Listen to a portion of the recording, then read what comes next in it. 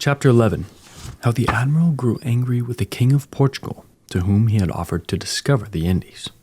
In due time, the Admiral, convinced of the soundness of his plan, proposed to put it into effect and sail over the Western Ocean in search of new lands.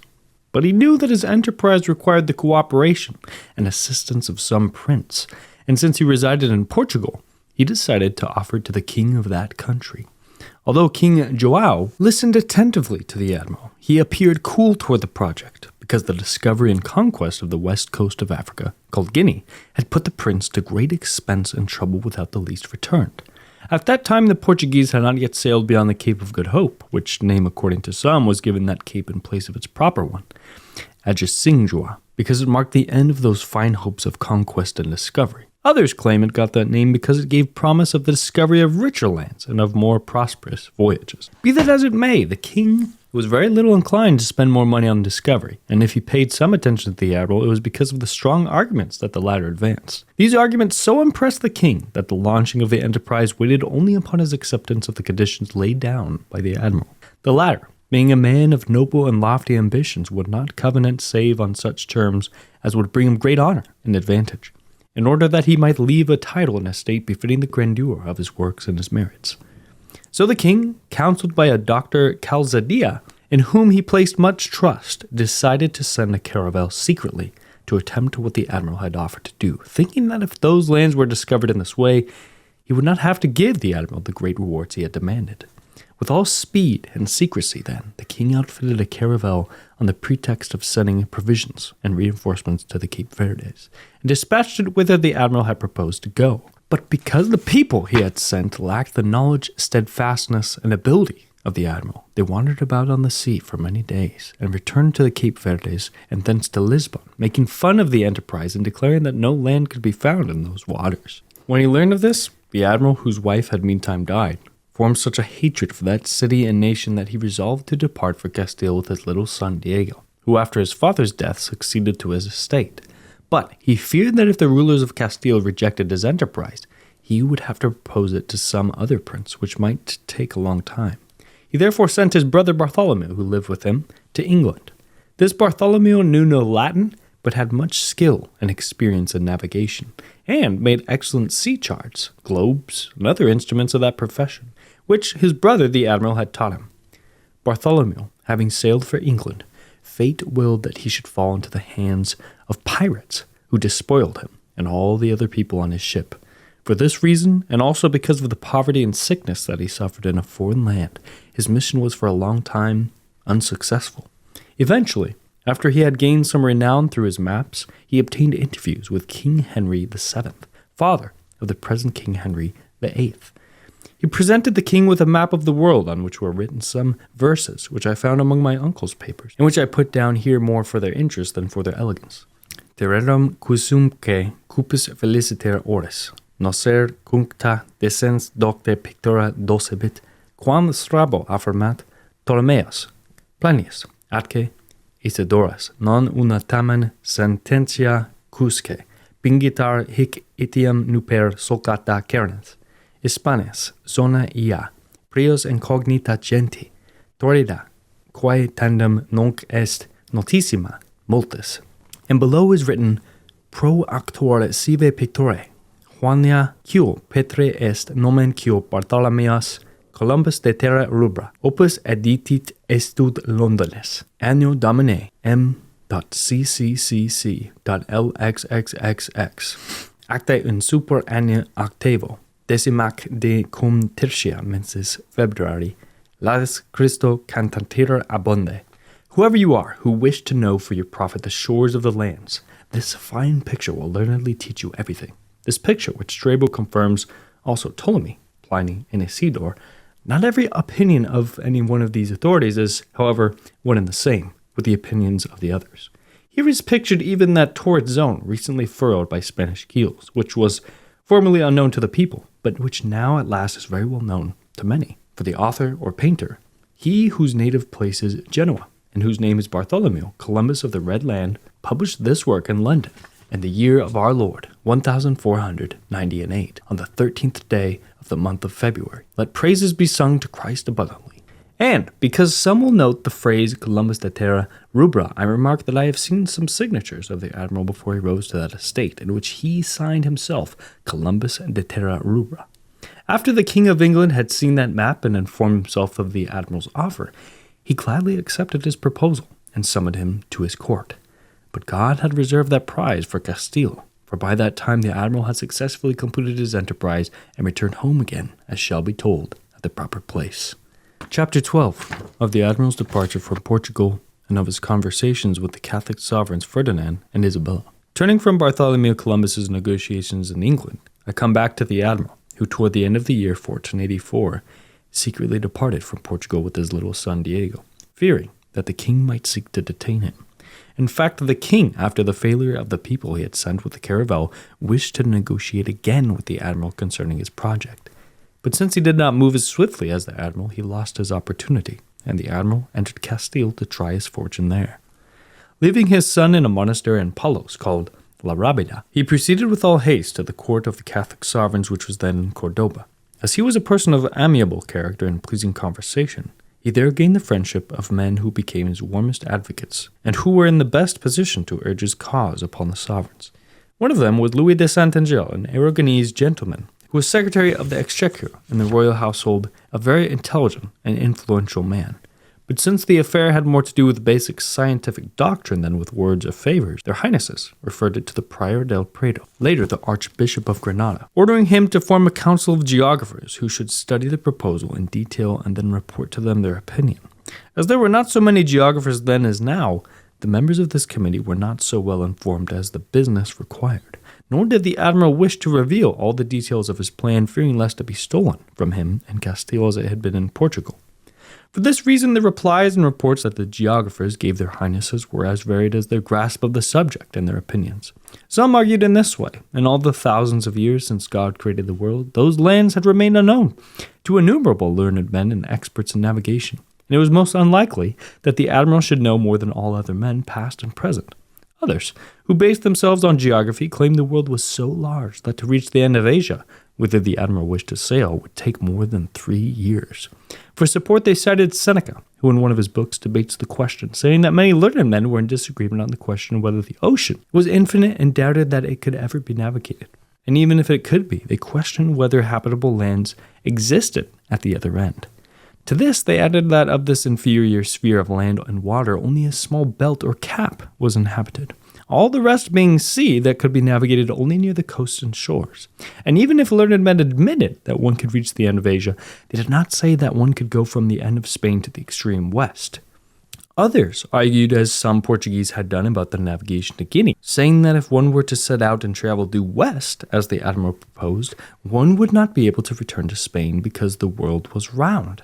These men were absolutely certain that one who has left the hemisphere known to Ptolemy would be going downhill, and so could not return, for that would be like sailing a ship to the top of a mountain, a thing that ships could not do even with the aid of the strongest wind. The admiral gave suitable replies to all these objections, but the more effective his arguments, the less these men understood on account of their ignorance.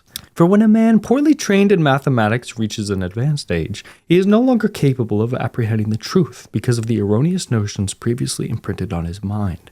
Finally, they all repeated the Spanish saying that is commonly used of any doubtful statement: St. Augustine doubts, because in chapter 9 of book 21 of The City of God, the saint denies the existence of the antipodes and holds it impossible to pass from one hemisphere to the other.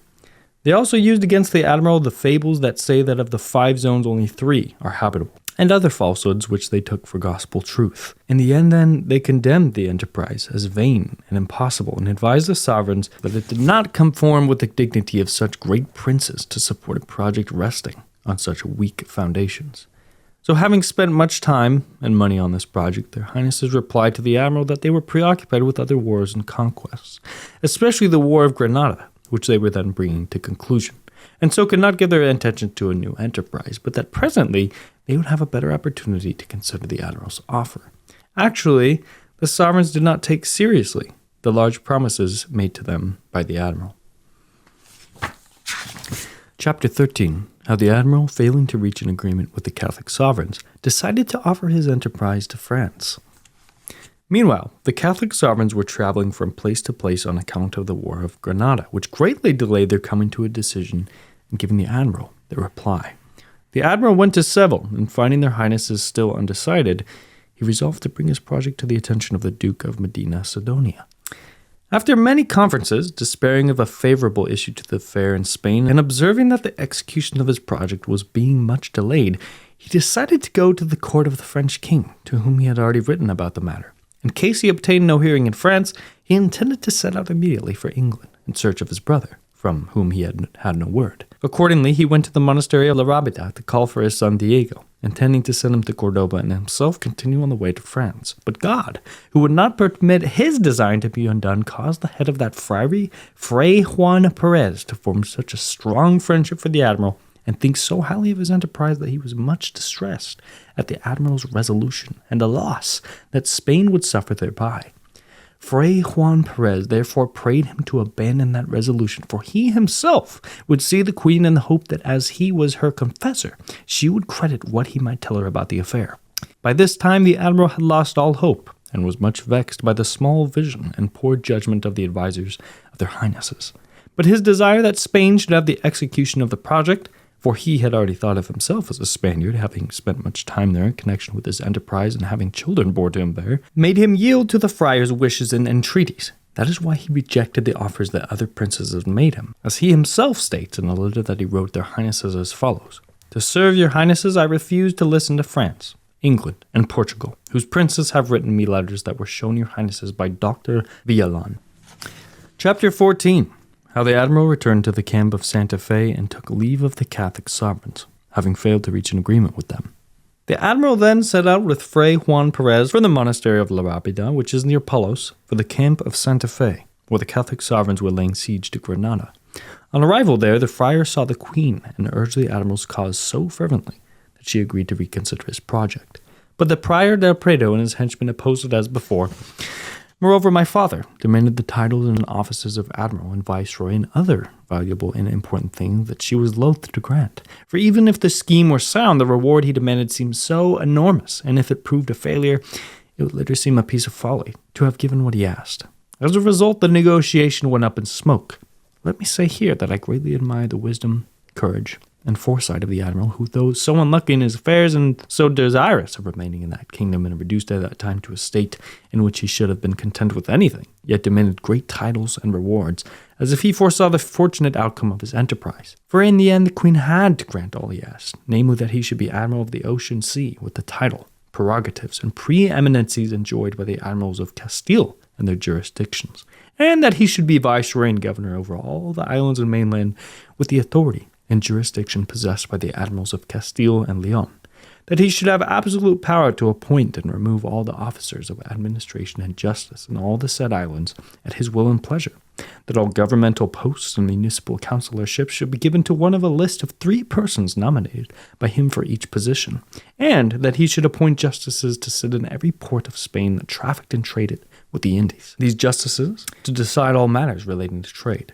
In addition to the salaries and custom duties appertaining to the said offices of admiral, viceroy, and governor, he demanded 1/10 of all that should be bought, bartered, found, or produced within the limits of his admiralty. Thus, if 1,000 ducats were found on a certain island, 100 would be his. And because his enemies were saying that he risked nothing of his own, being only captain of the fleet for the duration of the voyage, he demanded 1/8 of all that he brought home, himself paying 1/8 part of the total expense of the expedition.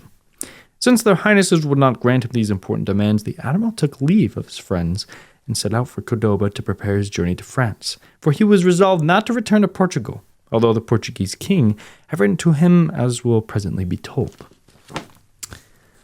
Chapter 15. How the Catholic sovereigns ordered the admiral to return and granted all he asked. On the same day that the admiral departed from Santa Fe, at the beginning of January 1492, one of the persons who were distressed by his departure and eager to prevent it, that Louis de Saint-Angel, of whom I spoke before, presented himself before the queen, and with words that his keen desire to persuade her suggested, told her he was surprised that her highness, who had always shown a resolute spirit in matters of great weight and consequence, should lack it now for an enterprise that offered so little risk, yet could prove of so great service to God and the exaltation of his church, not to speak of the very great increase and glory of her realms and kingdoms. The enterprise, moreover, was of such nature that if any other ruler should perform what the admiral offered to do, it would clearly be a great injury to her estate and a cause of just reproach by her friends and of censure by her enemies. Since the project appeared soundly based, and the admiral was a well-informed and intelligent man who sought to take his reward only from what he found, and was ready not only to venture his person but to contribute a part of the cost, Her Highness should not consider the enterprise so impossible as claimed by the experts. As for the foolish argument that it would discredit the Queen to have contributed to the project in case the admiral did not fulfill his promises, he, Santangello, was rather of the opinion that the sovereigns would be regarded as generous and high-minded princes for having tried to penetrate the secrets of the universe, as other princes and rulers had been praised for doing. Admitted, the outcome was doubtful. A large sum of money would be well spent in resolving those doubts, but the admiral was asking for only 2,500 escudos to equip the expedition, and she should not let it be said that for fear of losing so small an amount she abandoned that enterprise. The Catholic Queen, who knew Santangello's zeal in her service, thanked him for his good advice and said that she would be glad to accept the admiral's offer if the business could put off until she had had a breathing space after the exertions of the War of Granada, and that she was even ready to pledge her jewels for the cost of the expedition. But Santangello, who was grateful to the Queen for accepting on his advice what she had rejected on the advice of others, said this would not be necessary. He would be happy to render Her Highness a trifling service by lending her the money. So having made her decision, the Queen sent a court bailiff post-haste to order the admiral to return. The bailiff found him near the bridge of Pinos, which is 2 leagues distant from Granada.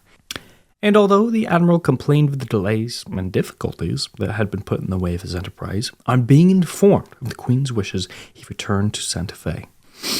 There, the Catholic sovereigns received him warmly and ordered their secretary, Juan de Coloma, to draw up an issue to the admiral under their royal hand and seal, capitulations containing exactly what he had demanded without changing or taking anything away.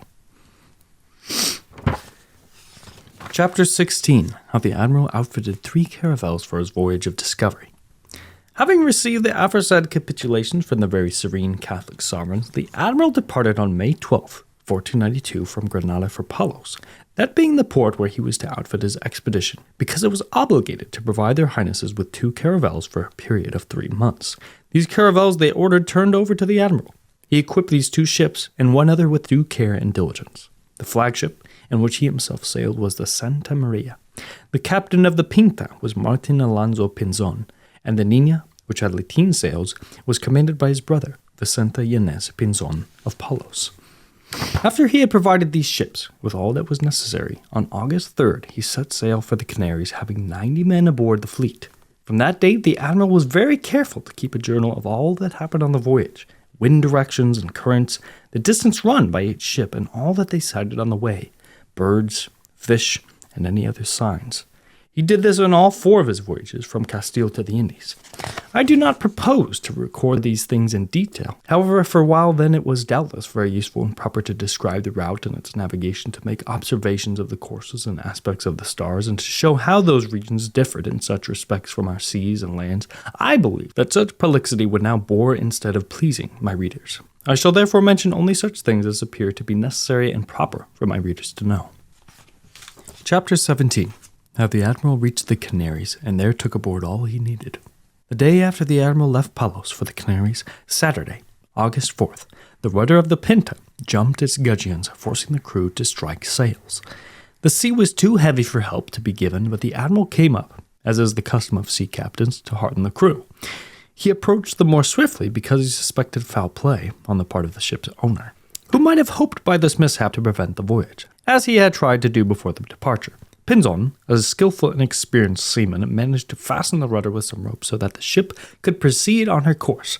But the Tuesday following, the wind blew so hard that the ropes broke, and the fleet had to lay to while repairs were being made. This misfortune of the Pinta's twice losing her rudder at the start of the voyage might have caused a superstitious person to augur Pinzon's future disloyalty to the admiral, for through his malice the Pinta twice separated from the fleet, as will presently be told. Having repaired the damaged rudder as well as they could, they held on their course, and at daybreak of Thursday, August 9th, they came in sight of the Canaries. But owing now to contrary winds, now to calms, neither on that nor on the 2 succeeding days could they land at the Grand Canary, to which they were very close. Accordingly, the admiral left Pinzon there with instructions to try to secure another ship in place of the disabled vessel, BK, while he proceeded with the Santa María and the Niña to the island of Gomera with the same aim. Sunday, August 12th, the admiral reached Gomera and immediately sent a boat ashore, but it returned the next morning with news that no ship could be had on the island. The boat's crew added, however, that the people hourly expected the return of Dona Beatriz de Bobadilla, mistress of the island, who was at the Grand Canary with a 40-ton ship belonging to one Grajida of Seville that suited their needs. The admiral therefore decided to wait in that port, calculating that if Pinzon had been unable to repair his ship, a replacement could be obtained in Gomera. But after waiting 2 days more without any sign of the ship he was told of, the admiral took advantage of the departure from Gomera of a brig bound for the Grand Canary to put aboard a man who was to inform Pinzon of the Santa Maria's position and help repair the Pinta's rudder. The admiral wrote Pinzon that the only reason he did not return himself to help him was that the Santa Maria was a poor sailor. As he remained without news for a long time after the brig's departure, on August 23rd, the admiral decided to return with his 2 ships to the Grand Canary, leaving the next day. On his course, he overtook the brig, which had not yet reached the Grand Canary because of contrary winds. He took his men aboard again and passed the night near Tenerife, from whose lofty volcano issued immense flames. Observing the astonishment of his crew, he explained to them the cause of this fire, making his point with the example of Mount Etna in Sicily and many other mountains like it. Passing by Tenerife on Saturday, August 25th, they arrived at the Grand Canary, where Pinzon, though with great difficulty, had arrived the day before. From him, he learned that the previous Monday, Dona Beatriz had sailed with the ship that he had been at such pains to get. His people were much annoyed by this, but he took it in good part, observing that God must have so disposed, because if they had found that ship, he might have had difficulty in obtaining it and lost time in transferring their cargo aboard, all of which would have delayed the voyage. So fearing that he might meet that ship on his course if he returned to Gomera, he decided to repair the damaged caravel as well as he could at the Grand Canary, building a new rudder in place of that which had been lost. He also had the Niña's rig changed from lateen to round in order to enable her to follow the other ships more easily and safely. Chapter 18. How the admiral sailed from the Grand Canary and continued his voyage of discovery, and what happened to him on the ocean. On the afternoon of Friday, September 1st, the ships having been made ready in all respects, the admiral hoisted sails and set out from the Grand Canary. Next day they reached Gomera, where they passed 4 more days in taking on meat, wood, and water. And on the morning of the Thursday following, September 6th, 1492, which day may be taken to mark the beginning of the enterprise and the ocean crossing, the admiral sailed westward from Gomera, but he made little headway on account of feeble and variable winds. At daybreak on Sunday, he found he was 9 leagues west of the island of Faro. This day they completely lost sight of land, and many sighed and wept for fear they would not see it again for a long time. The admiral comforted them with great promises of lands and riches. To sustain their hope and dispel their fears of a long voyage, he decided to reckon less leagues than they actually made, telling them they had covered only 15 leagues that day, though they had actually gone 18. He did this that they might not think themselves so great a distance from Spain as they really were, but for himself he kept a secret, accurate reckoning. Continuing their voyage, at sundown of Tuesday, September 11th, about 150 leagues west of the island of Faro, the admiral saw a large fragment of mass that may have belonged to a ship of 120 tons, and that seemed to have been in the water for a long time. In this region and farther west, the current set strongly to the northeast. At midnight of September 13th, after the fleet had run another 50 leagues westwards, the needles were found to vary half a point to the northwest, and in the morning a little more than half a point to the northeast. From this, the admiral knew that the needle did not point to the pole star, but to some other fixed and invisible point. No one had ever noticed this variation before, so he had good reason to be surprised at it. 3 days later, almost 100 leagues west of that area, he was even more surprised to find that at midnight the needles varied a whole point to the northwest, while in the morning they again pointed directly to the pole star. Saturday night, September 15th, as they were almost 300 leagues west of Faro, a prodigious flame fell from the sky into the sea, some 4 or 5 leagues from the ships toward the southwest, although the weather was as balmy as in April, with a mild wind blowing from the northeast to the southeast, and the current setting to the northeast. The Niña's people told the admiral that the previous Friday they had seen a carjeo and another bird called rabo de junco They were much surprised by these birds the first they had seen on the voyage. They were even more surprised the next day, Sunday, to see the surface of the water covered with a great mass of yellowish-green weed, which seemed to have been torn away from some island or reef. The next day they saw much more of this weed. Many therefore affirmed they must certainly be near land, especially since they saw a live crab amid these mats of weed. The weed resembled stargrass, save that it had long stalks and shoots, and was loaded with fruit, like the mastic tree. They also observed that the sea water was less salty by half than before. That night, they were followed by many tunny fish that swam about the ships, coming so near that the Niña's people killed one with a harpoon. About 370 leagues from Faro, they saw another rabo de junco. This bird is so called because its tail forms a long plume, and in Spanish the word rabo means tail. The Tuesday following, September 18th, Martin Alonso Pinzon, who had gone ahead in the Pinta, a very fast sailor, lay to for the admiral to come up and informed him he had seen a great flight of birds moving westward, a sign that made Pinzon hopeful of finding land at night. And at sundown, he thought he actually saw land some 15 leagues to the north, covered by darkness and clouds. All the ship's people wanted the admiral to search in that direction, but he would not waste his time upon it, because it was not the place where his calculations made him expect to find land. That night, after sailing for 11 days under full sail and running ever before the wind, they took in their topsails because the wind had freshened. Chapter 19. How all the ship's people, being eager to reach land, were very attentive to the things they saw in the sea. As this was the first voyage of that kind for all the men in the fleet, they grew frightened at finding themselves so far from land without prospect of aid, and did not cease to grumble among themselves. Seeing nothing but water and sky all about, they paid the closest attention to all they observed, as was natural for men who had gone a greater distance from land than any had ever done before. So I shall mention all the things to which they assigned any importance, but only in telling of the first voyage, though I will not take note of these minor signs that are commonly and frequently observed at sea. On the morning of September 19th, a pelican flew over the admiral's ship, followed by others in the afternoon. This gave him some hope of soon sighting land, for he reflected that these birds would not have flown far from land. Accordingly, when it grew calm, the ship's people sounded with 200 fathoms of line. They found no bottom, but noted that now the current set to the southwest. Again, on Thursday, the 20th of the month, 2 hours before noon, 2 pelicans flew over the ship, and a while later came another. The sailors also caught a bird like a heron, save that it was black, with a white tuft on its head and feet like a duck's, as is common with water birds. They also caught a little fish and saw much weed of the kind mentioned before. At daybreak, 3 little birds flew singing over the ship. They flew away when the sun came out, but left the comforting thought that unlike the other large water birds which might have come a great distance, these little birds could not have come from afar. 3 hours later, they saw another bird that came from the west-northwest, and next day, in the afternoon, they saw another rabo de junco and a pelican. They also saw more seaweed than ever before, stretching northward as far as the eye could see. This also comforted them, since they concluded it must come from some nearby island. But at times it caused them great fright, because in places the weed was so thickly matted that it held back the ships. And since fear conjures up imaginary terrors, they even feared lest the weed grow so thick that there might happen to them what is supposed to have happened to St. Amador in the frozen sea, that is said to hold ships fast. That is why they kept as clear as possible of those mats of weed. The next day they sighted a whale, and the Saturday following, September 22nd, some pardillas were seen. During those 3 days, the wind blew from the southwest, more westerly at some times than at others. And though this wind was contrary to his design, the admiral wrote that he found it very helpful.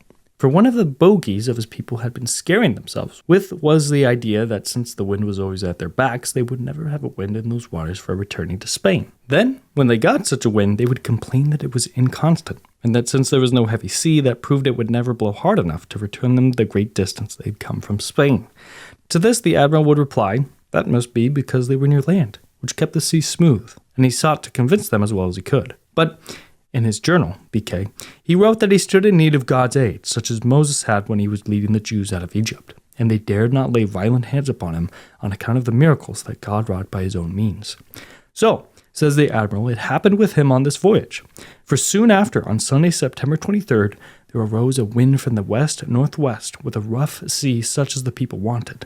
Also, 3 hours before noon, a turtle dove flew over the ship, and in the afternoon they saw a pelican, a small river bird, some white birds, and some crabs among the weed. Next day they saw another pelican and many pardelas flying out of the west and some little fish, some of which the sailors caught with harpoons because they would not bite at hooks. Chapter 20. How the men grumbled because of their desire to return, and how certain signs and tokens of land made them continue gladly on their course. As these signs proved fruitless, the men grew ever more restless and fearful. They met together in the holds of the ships, saying that the admiral in his mad fantasy proposed to make himself a lord at the cost of their lives, or die in the attempt, that they had already tempted fortune as much as their duty required, and had sailed farther from land than any others had done. Why then should they work their own ruin by continuing their voyage, since they were already running short of provisions, and the ships had so many leaks and faults that even now they were hardly fit to retrace the great distance they had traveled? Certainly, said they, none would blame them for deciding to return, but rather would hold them for very brave men for having enlisted on such a voyage and having sailed so far. And since the admiral was a foreigner, without favor at court, and one whose views had been rejected and criticized by many wise and learned men, none would speak in his defense, and all would believe what they said, attributing to ignorance and ineptitude whatever he might say to justify himself. Others said they had heard enough gab. If the admiral would not turn back, they should heave him overboard and report in Spain that he had fallen in accidentally while observing the stars, and none would question their story. That, said they, was the best means of assuring their safe return. The grumbling, lamenting, and plotting went on day after day, and at last the admiral himself became aware of their faithlessness and wicked designs against him. Therefore, at times he addressed them with fair words, again very passionately, as if fearless of death. He threatened punishment to any who hindered his voyage. By these different means he managed somewhat to calm their fears and check their machinations. To bolster their hopes, he reminded them of the signs and tokens mentioned above, assuring them they would soon sight land. After that, they looked most diligently for those signs and thought each hour a year until land was reached. Finally, at sunset of Tuesday, September 25th, while the admiral was talking with Pinzon, whose ship had come close alongside, Pinzon suddenly cried out, "Land! Land, sir! I claim the reward!"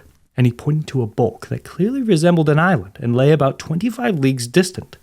At this, the people felt such joy and relief, they offered thanks to God.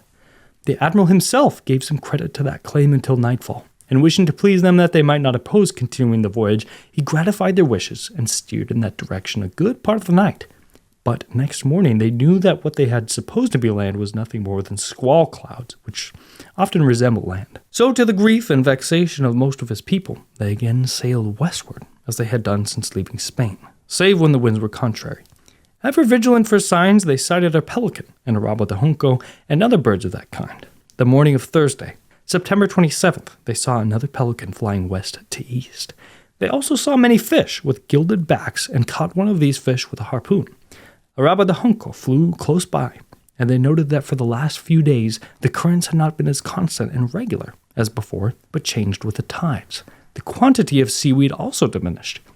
Next day, all the ships caught fish with gilded backs, and on Saturday, they saw a frigate bird. This is a seabird, but never does it rest upon the water, for it flies through the air pursuing pelicans until from fright they drop their excrement, which it catches in the air for its food. By such tricky hunting does the frigate bird sustain itself in those seas. It is said to be most commonly found near the Cape Verdes. A little later they saw 2 more pelicans and many flying fish, which are a span long and have 2 little wings like a bat. These fish sometimes fly about the height of a lance above the water, rising in the air like a harquebus shot, and occasionally they fall into the ships. After dinner, the admiral's people also saw much weed lying in the north-south direction, something they had often seen before, and 3 more pelicans and a frigate bird, which followed them. Sunday morning, 4 rabos de junco flew over the ship, and the fact that they came together made the people believe that land must be near, especially since a little while later 4 more pelicans passed by. They also saw many emperor fish, which resemble the fish called chopos, in that they have a very hard skin and are not good to eat. Although very attentive to these signs, the admiral did not neglect the portents of the heavens or the courses of the stars. He was much surprised to observe that in this region of the guards appeared at night directly to the west, while at daybreak they were directly northeast. From this he concluded that during one night the ships traveled only 3 lines, or 9 astronomical BK hours, and by observation he found this to be true every night. He also noted that in the evening the needles varied a whole point, while at dawn they pointed directly to the pole star. This fact greatly disquieted and confused the pilots until he told them its cause was the circle described by the pole star about the pole. This explanation partly allayed their fears, for these variations on a voyage into such strange and distant regions made them very apprehensive.